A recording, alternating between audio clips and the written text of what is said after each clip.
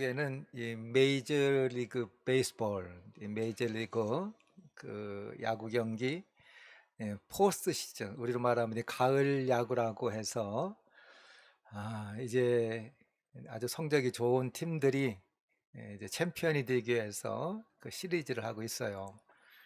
코로나 때문에 이 무관중 경기, 우리나라도 그렇지 않아요. 경기장에 관중이 없이 이제 선수들만 그렇게 경기를 했습니다. 많은 분들이 이제 TV 중계를 통해서 봤죠. 근데 이제 미국은 이제 챔피언스 시리즈부터는 드라이브인 이 관람을 한다, 그런 뉴스가 났습니다. 이게 뭔가 했더니 경기장에는 못 들어가고 주차장에 이렇게 모여서 밤이니까 대형 스크린 이렇게 보면서 자동차에서 그 경기에 이제 관중으로 참여하고, 또 그런 광팬이죠, 우리로 말하면. 아니, 열혈 팬들, 경기장 주차장에서도 모여서 그 현장에서 경기를 관람하고 응원하겠다 하는 거죠. 그래, 드라이브인 야구 관람을 한다, 그런 뉴스가 났습니다. 오늘 우리가 예배 가운데 이제 드라이브인 예배를 드리고 있는데, 우리 가정에서 온라인으로 예배드리는 우리 성도님, 또 특별히 이곳에 드라이브인 예배를 드리는 우리 성도님들에게 예배를 통해 주시는 하나님의 은혜와 은총이 함께 하시기를 먼저 축원합니다. 서울에서 목회하는 한 목사님께서 자신이 소명을 받아서 신학교를 오게 된 그 과정을 설교 중에 소개한 것을 제가 들었습니다. 이분은 서울 상대를 다니시다가 그 과정에 하나님의 부르심, 목회에 대한 그런 소명, 목회자의 사명을 받으셨어요. 근데 이 목회자의 길을 가려고 할 때에 걸림돌이 하나가 있는데, 그게 뭐냐면 어머님이셨어요. 어머님은 청산과부셨어요.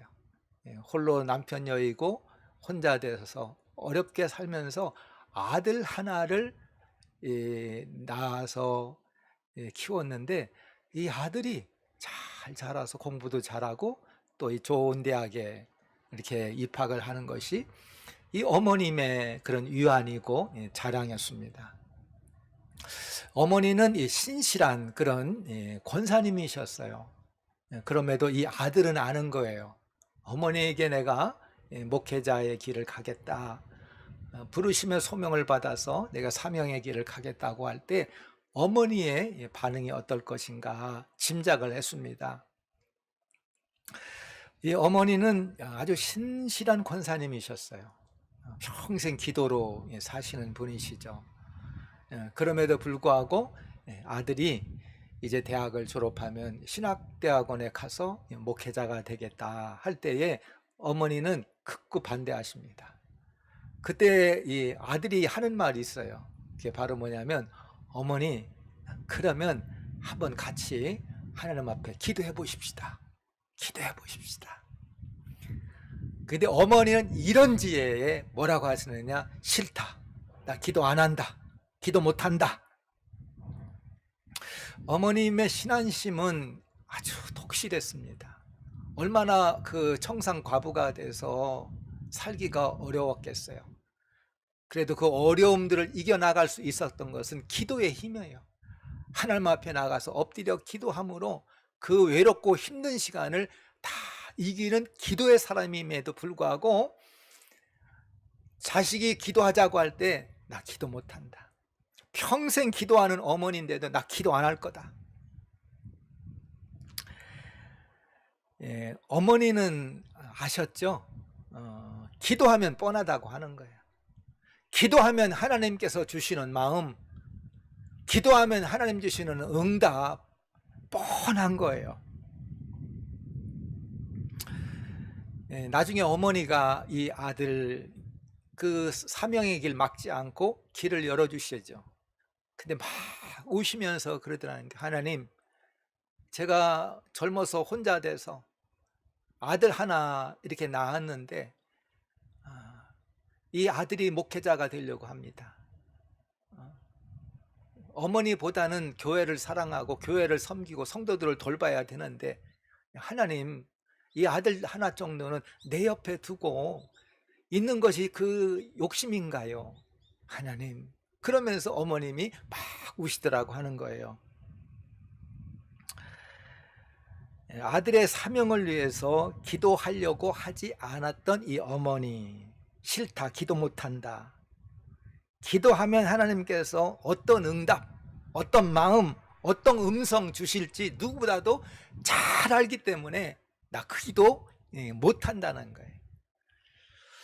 여러분, 요나도 선지자로 평생 기도의 사람이었어요. 우리 성경에 우리 앞에서 보고 있는 요나서 1장 앞에서는 요나가 기도했다고 하는 그런 기록이 전혀 없지만, 하나님의 부르심을 받아 선지자가 되고 예언자가 되고 하나님으로부터 사명을 받을 정도면 이 요나는 기도의 사람이에요. 기도 없이는 못 사는 사람입니다. 요나는 기도 가운데 하나님의 부르심을 받고 사명도 받았어요. 그럼에도 요나는 하나님으로부터 니느웨에 가서 회개의 말씀을 전하라고 하는 이 사명을 받은 이후에는 기도를 하지 않았어요. 기도를 끊었어요. 기도한 흔적이 없어요. 대신에 요나는 아무 말을 하지 않아요. 아무 말을 하지 않고 침묵 속에서 주님을 피해서 도망을 가요. 이 요나와 비교가 되는 사람이 한 사람이 있는데 욥이라고 하는 사람입니다. 요나와 욥의 공통점이 있습니다. 이 두 사람은 하나님이 하시는 일, 하나님이 하시는 처사에 대해서 마음에 들어 하지 않아요. 그 하나님이 자기 마음에 들지 않는 거예요. 과하시다는 거죠. 하나님이 과하시다. 근데 욥과 요나가 이런 하나님에 대해 반응하는 걸 보면은 전혀 달라요. 욥은 하나님에 대해서, 마음에 들진 하나님에 대해서 계속 따집니다. 욥기가 얼마나 길어요. 전체가 42장입니다. 그런데 앞에 한 장과 마지막 한 장, 그거를 제외하고는 나머지는 욥이 그 하나님을 향해서 따지는 내용이에요. 왜 하나님이 그렇게 하시냐는 거예요. 하나님이 섭섭하다고 하는 거예요. 조목조목 이 욥은 하나님에 대해서 따집니다.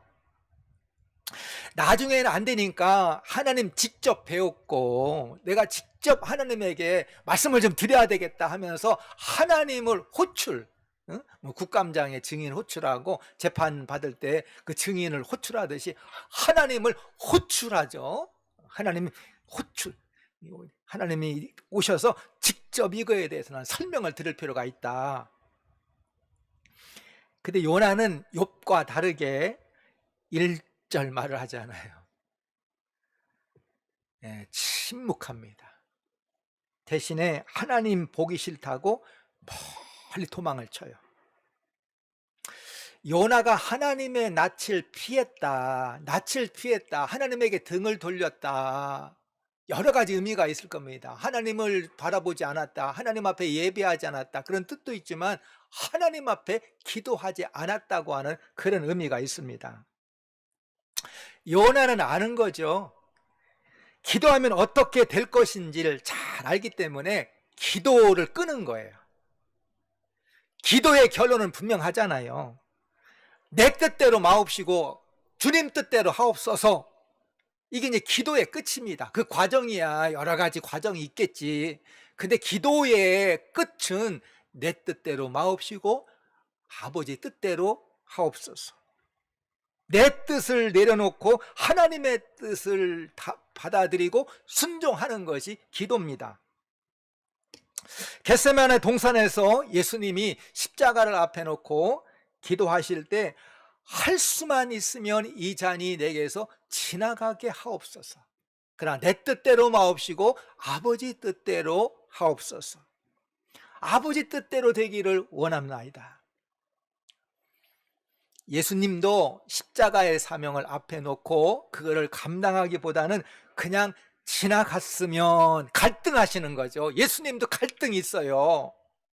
그런데 예수님은 그 갈등 속에 하나님의 뜻대로, 아버지의 뜻대로, 주님의 뜻대로 순종하기를 기도하는 거예요.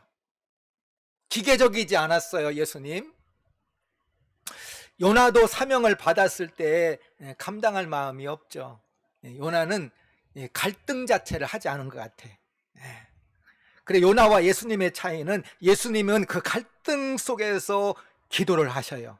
근데 요나는 기도를 끊어버려서, 기도를 다 막아버렸어요. 기도를 하지 않아요. 요나는 기도를 하면 순종할 수밖에 없음을 알았기 때문입니다. 그래, 요나는 기도하지 않고 도망간 거예요. 도피한 거예요. 우리도 하나님의 사명을 받으면 순종하기 위해 기도하기보다 포기하고 도피하고 도망할 때가 있습니다. 요나 보면 하나님이 동쪽으로 가라 그랬는데 서쪽으로 갔어요. 앞으로 가라 그랬는데 뒤로 갔어요. 여호와의 낯을 피했다. 앞으로 가지 않고 뒤로 갔다는 거예요. 사명을 위해서 올라가라 그랬는데 내려가잖아요. 욥바로 내려가고, 배를 타도 배 밑창으로 내려가고, 또 바닷속에 내던짐을 당함으로 아니 배 밑으로 내려가는, 요나는 하나님이 하라는 대로 하지 않고 반대로 했습니다. 요나는 큰 폭풍이 일어날 때 배가 파산해서 위험한 지경에 이르렀을 때도 요나는 기도하지 않아요. 사람들은 다 기도하는데, 사람들은 기도하는데 요나는 기도하지 않아요. 선장이 기도하라고 깨웠는데도 기도하지 않아요. 자신 때문에 배에 있는 사람들의 생명이 위험한 것을 알고 책임감 때문에 나를 배에서 바다에 던지우라 하면서도 기도는 하지 않아요. 난 죽어도 기도하지 않겠다는 거예요. 난 죽어도 하나님의 뜻에 순종하고 사명을 감당할 수 없다는 거예요. 근데 오늘 본문에 드디어 이 요나가 하나님 앞에 기도를 합니다. 요나서 전체가 몇 장이라고 했죠? 4장 얼마 안 된다고 그랬어요. 그거 빨리 여러 번 읽어보라고 제가 부탁드렸죠. 전체 4장밖에 안 된 짧은 성경책인데 그 가운데 한 장, 오늘 2장 전체가 요나의 기도. 그래, 분량에 비해서 요나의 기도가 차지하는 분량이 상대적으로 많잖아요. 그렇지 않습니까? 물 밖에서와 물 속에서 달라진 거예요. 물 밖에서는 하나님과 그렇게 치열하게 신경전 하면서 하나님과 싸웠지만 물 속에서 하나님 앞에 간절히 기도합니다. 요나가 물고기 뱃속에서만 기도한 게 아니라 바닷속 물속에서 먼저 기도했죠. 1절에 요나가 물고기 뱃속에서 기도를 했다 그렇게 되어 있지만 5절 보면은 바닷속에서 먼저 기도한 거예요. 절박한 상황에서 절박한 기도를 드립니다. 기도할 수밖에 없는 그런 상황이 따로 있는 것은 아니지만 기도 외에는 다른 방법, 선택할 수 있는 어떤 방법이 없을 때 그때는 기도할 수밖에 없고 더 간절히 매달릴 수밖에 없어요. 간절한 기도, 절박한 기도. 요나는 제가 기도의 사람, 평생 기도의 사람이라고 그랬는데 평생 기도한 것보다도 바닷속에서 물고기 뱃속에서 3일 동안 한 그 기도가 집중도, 절박성, 간절성에서는 평생 한 기도보다도 더 간절한 기도를 요나가 합니다. 어떤 집사님 3명이 모여서 우연하게 그런 대화를 나눴다는 거예요. 평생 언제 가장 간절한 기도를 드렸느냐 그랬더니 첫 번째 집사님이 내가 이 군대 생활할 때 내가 그때 가장 하나님 앞에 간절히 기도한 것 같다. 이제 그렇게 얘기를 했어요. 두 번째 집사님은 나는 병원에 입원했을 때 하나님 앞에 간절히 기도한 것 같다. 그때가 가장 하나님 앞에 가까이 간 것 같다. 세 번째 분은 하는 일이 뭐냐면은 우리 송전선 있잖아요. 이렇게 송전선, 산 위에 송전선 그 가설 작업하시는 분인데 그걸 하다가 그 송전선에서 거꾸로 매달려서 자기가 거기서 2시간 동안 있었다. 나는 그때 그 2시간 동안 하나님 앞에 간절히 기도했다는 거예요. 1, 2, 3번 중에서 답 나왔잖아요. 어떤 기도가 가장 간절한 기도인가? 뭐 자기 기도가 간절했겠지만 평상시 사람은 습관을 따라 기도하죠. 평상시 습관을 따라 기도할 때 보면은 내가 기도하는 것 같아요. 그러나 간절한 기도는 하나님께서 막 간절하게 시키는 그런 기도가 있습니다. 제가 전도사 때 이제 기도원을 간 적이 있어요. 제가 80년대죠. 목회가 시작할 때. 참 그때는 기도원마다 기도하는 성도님들이 인산인해였어요. 그래 저도 이 기도하려고 이제 포천에 있는 한 기도원을 이렇게 갔는데, 보통 기도원에 가면은 목회자 방이라고 따로 있습니다. 그리고 목회자들끼리 거기서 숙식을 하면서 기도하죠. 그래 전국에 있는 목사님들이 다 모여서 이제 자연스럽게 쉬는 시간에 잠을 잘 때 대화를 하는데, 제 옆에는 대구에서 올라온 그런 목사님이 계셨습니다. 이분은 작정 기도가 있었어요. 뭔가 작정을 하기 위해서 기도하려고 이렇게 기도원에 올라왔는데, 이분이 하는 말이 뭐냐면 자기가 기도하러 왔는데 기도가 안 된다는 거예요. 기도를 하려고 해도 기도가 안 된다는 거예요. 그러면서 이분이 하는 말이 있습니다. 기도가 필요하면 하나님께서 언젠가 기도를 시키시겠지. 그러시는 거예요. 그러면서 기도는 하지 않고 기도원 여기저기를 다니면서 내가 어디 가서 뭐를 보고 왔다고, 어디 가서 뭘 보고 왔다고 제 옆에서 자꾸 그 얘기를 들려줍니다. 저는 그분이 하신 말씀이 수십 년 지났는데도 제 뇌리에 이렇게 남아 있어요. 그 말씀이 좀 무섭게 들리기도 했어요. 기도할 수밖에 없는 절박한 상황으로 하나님께서 몰아가시면 그때 기도하겠다는 거예요. 지금 내가 기도하려니까 기도가 안 되는데 하나님이 기도하지 않으면 안 되는 상황으로 그냥 몰아가시면 그때 기도할 수 있겠지. 우리 신앙생활 하면서 후회스러운 거 참 많잖아요. 참 후회스러운 거 많습니다. 또 사람이 게으른 것 같으면서도 참 어리석은 것이 우리 인생인 것 같아요. 우리 후회하는 것, 어리석은 것 가운데 하나가 뭐냐면 환경이 좋을 때 감사하는 거. 환경이 좋을 때 감사하고, 일이 형통하고 건강할 때 열심히 기도하면 얼마나 좋습니까? 근데 오히려 잃어버려야 그때 가서 후회하고 감사하고 그때 매달리잖아. 참 인간이 어리석은 거예요. 지혜롭지 못한 거예요. 요나도 보면은 물고기 뱃속에서 오히려 감사하고 다 죽게 되었을 때 간절히 기도합니다. 1절에 내가 받은 고난으로 말미암아 여호와께 불러 아뢰었더니 주께서 내게 대답하셨다 그러죠. 요나는 큰 풍랑 중에 배 밑창에서조차도 기도하지 않았지만 이제 내려가서 인생의 가장 밑바닥에 도착했을 때 드디어 하나님 앞에 기도하더라는 거예요. 요나뿐만 아니라 우리도 그런 것 같아요. 어려운 환경이 닥쳐야 그때 기도하더라고. 사람이 기도하지 않는 데는 한 2가지 이유가 있어요. 하나는 믿음이 없는 거예요. 믿음이 없기 때문에 기도하지 않아요. 또 하나는 기도하지 않는 거는 기도하지 않아도 살만하니까 기도하지 않는 거예요. 뭐 죽는다, 어렵다, 힘들다 해도 뭔가 기댈 때가 있고 뭔가 바라볼 곳이 있고 붙잡을 것이 있으니까 기도하지 않는 거예요. 아프가니스탄 이 파병된 그 병사가 이게 포위를 당해서 사방에 빗발치는 그 총알 살해를 받을, 그때 다큐멘터리에서 거기에서 그 기자가 인터뷰하는데 그때 그 한 병사가 그러더라는 거예요. 뭐라고 그러냐면, 교회를 다녀야 하나님 믿는 거 아니고 교회를 다녀야 기도하는 거 아닙니다. 길이 없고 방법이 없으니까 저절로 하나님 찾게 되고 하나님 살려달라고 기도하고 부르짖게 되더라는 거예요.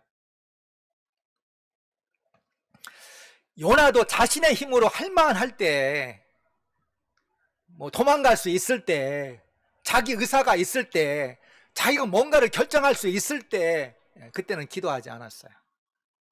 이제 사방으로 막혀서 아무런 대책과 방법이 없게 될 때 하나님을 찾잖아요. 오늘 6절에 보니까 산의 뿌리까지 내려갔다 그래. 산의 뿌리까지. 땅이 그 빗장으로 나를 오래도록 막았다 그랬습니다. 요나가 음부에 내려갔다는 뜻입니다. 음부에 내려갔더니 그렇게 보고 싶지 않던 하나님을 바라보게 되고 주의 성전을 사모하게 되고 하나님을 생각하게 되고 하나님을 바라보게 되고 하나님 앞에 기도하더라 하는 거예요. 여러분, 누구나 자신만의 기도가 있습니다. 그런데 고난이 자신의 그 기도를 되찾아 주어요. 고난이 절박한 기도를 하게 됩니다. 솔직하게 해요. 진실되게 해요. 모든 사람이 고난을 당한다 해서 기도하는 것 아닙니다. 그러나 믿음의 성도는 고난이 기도의 문을 열어주고 주님께 돌아오게 하죠. 잘못 행했던 것들을 고난 당할 때에 회개하고 하나님 앞에 돌아오는 것입니다. 오늘 이 사명자의 기도, 기도하는 사명자 요나의 기도를 통해서 우리가 좀 배워야 될 것들을 좀 잠깐 같이 나누고 이 말씀을 맺으려고 합니다. 첫째는 요나는 죽음 앞에서 회개하고 기도했다는 것입니다. 회개 없는 기도를 많이 하죠. 근데 요나는 깨달은 거예요. 자신이 지금까지 했던 그 모든 것들이 하나님 앞에 잘못됐음을 회개하면서 기도하더라는 거예요. 그때 하나님께서 이 요나를 구원하여 주십니다. 요나가 바닷속에서 부르짖을 때 하나님께서 물고기를 통해서 하나님이 바다에서 구원해 주셨어요. 하나님은 회개하는 백성의 기도를 들으시고 응답해 주십니다. 우리들도 이 바닷속 깊은 곳, 내가 더 내려갈 곳이 있을까 할 수 있는 물고기 뱃속에 갇히는 그런 상황에 놓일 때가 있습니다. 그러나 그때가 하나님을 찾을 때고 하나님을 만날 때고 정말 구원다운 구원을 체험할 때입니다. 그런 상황 가운데 요나는 기도하여 부르짖어 회개하고 하나님을 다시 만나고 구원함을 받았어요. 둘째, 요나는 하나님에 대한 신앙 고백을 새롭게 했습니다. 요나는 단지 바다에서 건져달라고 하는 그런 기도만 하지 않습니다. 살려주세요. 그거는 누구나 하는 기도입니다. 보통 기도입니다. 첫 번째 스텝과 같은 기도요. 물에 빠지면 물에서 살려달라고 하는 기도. 근데 요나를 보면은 바다에서 구원해달라고 그런 기도만 하지 않습니다. 물고기 뱃속에서 하나님에 대한 자신의 신앙을 새롭게 견고하게 자신의 신앙 고백을 확실히 새롭게 견고한 믿음 가운데 자신을 세우는 기회가 되더라는 거예요. 6절 보면 나의 하나님 여호와여 주께서 내 생명을 구덩이에서 건지셨나이다. 이거는 요나의 고백이에요. 신앙 고백입니다. 나의 하나님 여호와여. 요나의 신앙 고백. 나의 하나님 여호와여. 그렇게 싫고 마음에 안 들고 보기 싫고 세상 끝으로 반대로 가장 밑은 곳으로 피하고 싶었던 그 하나님을 부르잖아요. 나의 하나님 여호와여. 그 하나님이 나의 생명을 구덩이에서 건지셨다는 거예요. 그리고 9절에서는 구원은 여호와께 속하였나이다. 구원이 어디에 있는가? 구원이 어디에 있어요? 여러분, 이 땅 우리가 살아가면서 구원이 어디 있을까? 구원이 어디 있을까? 우리의 구원은 오직 하나님 한 분뿐이라는 거예요. 하나님만이 나의 구원이라고 하는 거예요. 요나는 고난 가운데 하나님 앞에 기도하여 하나님의 구원의 손길을 체험했을 뿐만 아니라 굳건한 믿음을 회복할 수가 있습니다. 우리가 언제 문제가 있으면 기도하죠. 근데 문제 해결만 하고 지나가요. 그것을 끝이에요. 그래 어떤 변화도 없고 성장도 없고 우리의 믿음도 새로워지지 않습니다. 문제 때문에 기도하다가 하나님을 새롭게 만나고 나의 믿음을 새롭게 견고하게 분명한 믿음의 반석 위에 세우는 그런 기회가 되어야 됩니다. 마지막 세 번째, 요나는 헛된 우상 숭배를 버리고 하나님만 섬기겠다, 그렇게 서원을 합니다.